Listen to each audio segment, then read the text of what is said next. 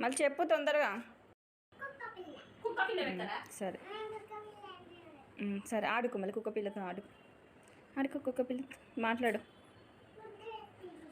పెట్టు పెట్టు నాన్న.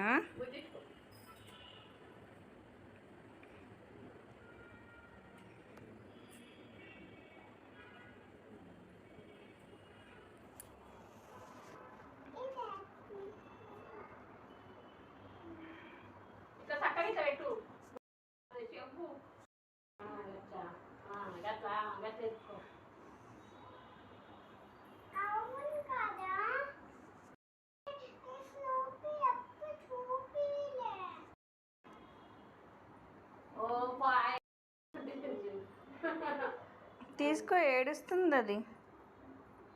తీసుకో, ఎందుకు పడేసావు దాన్ని?